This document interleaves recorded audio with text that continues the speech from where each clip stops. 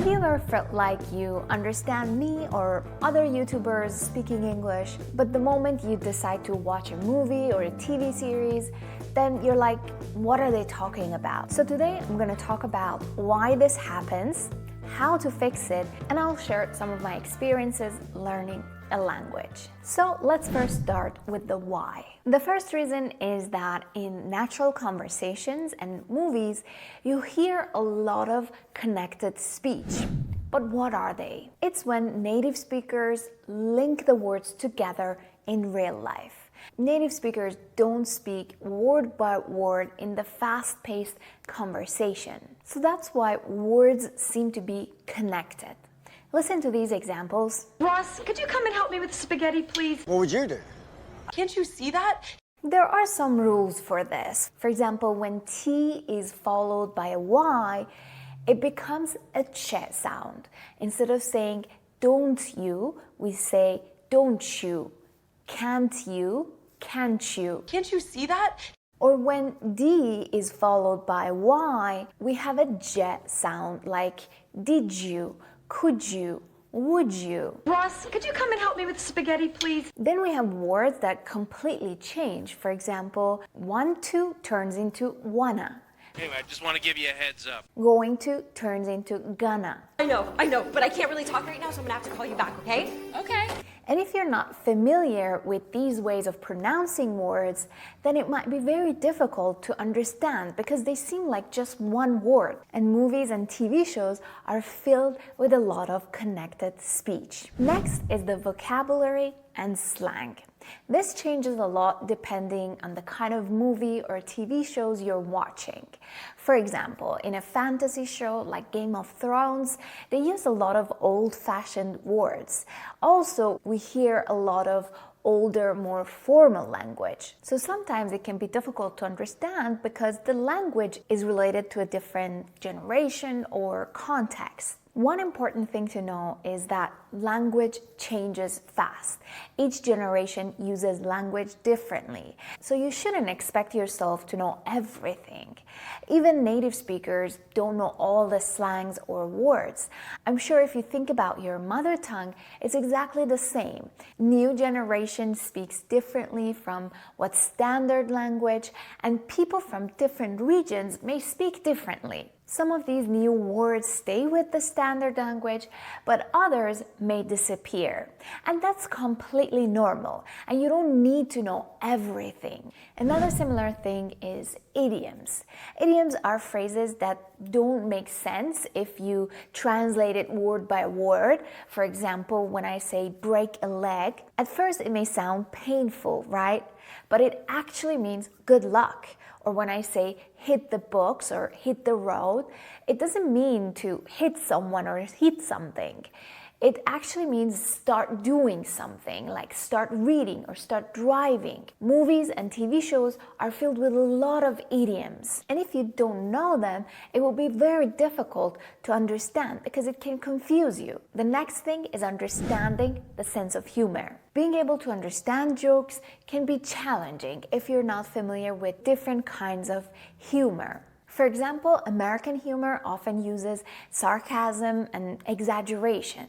Sarcasm is when you say the opposite of what you really mean. For example, if it's raining a lot and I say, oh great, what a perfect day for a picnic, this is called sarcasm because in reality, rainy day isn't for picnic. On the other hand, British humor is more dry, subtle, and even self-deprecating.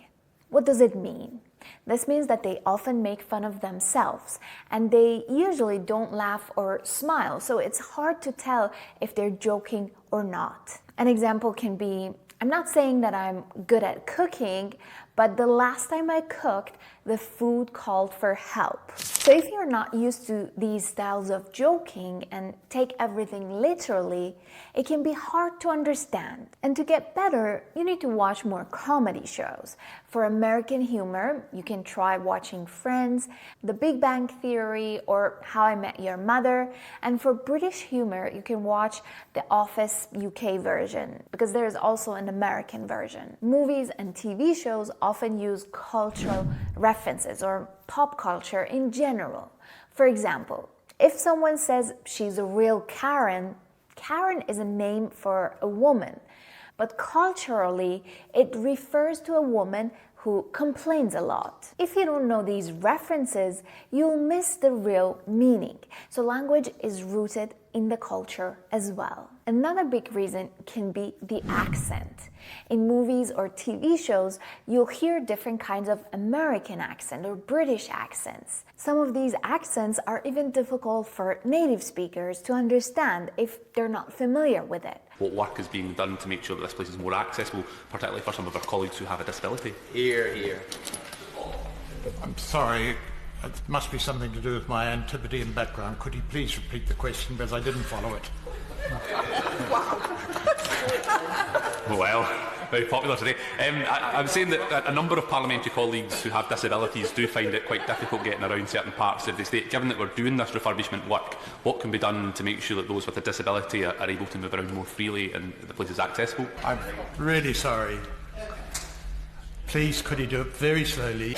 I think the answer might be helped if you can reply in writing. So it's the same for you, and it's completely normal. If you're working internationally, try to get familiar with different accents.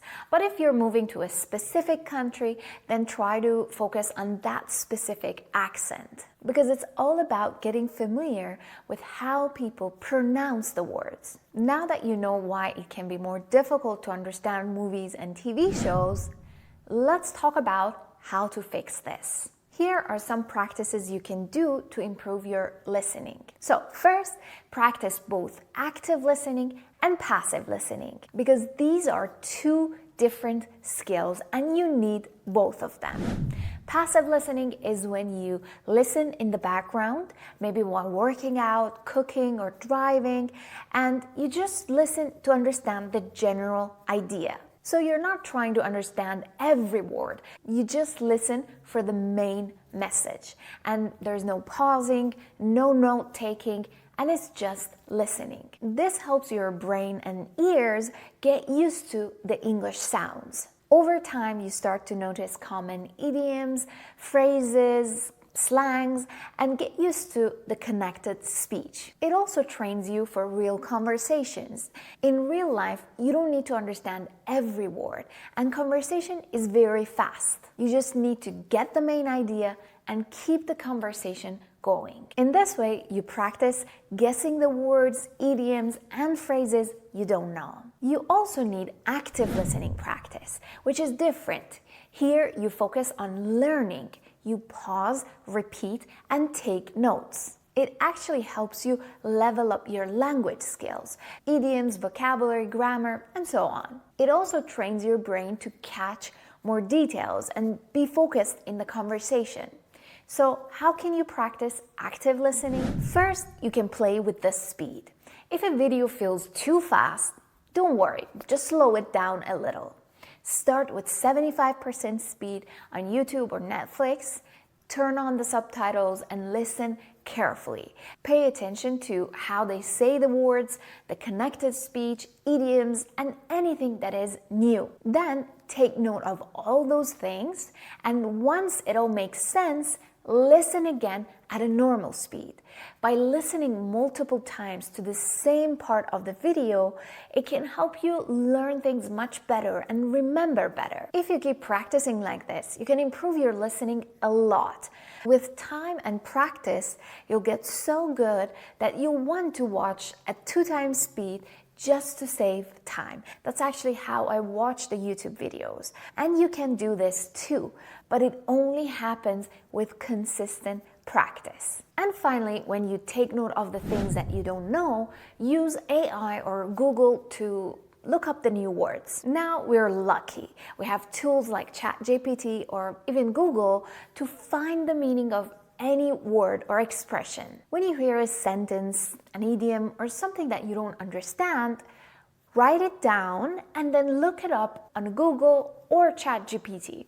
For example, if someone says she's such a Karen and you don't understand, ask ChatGPT what it means.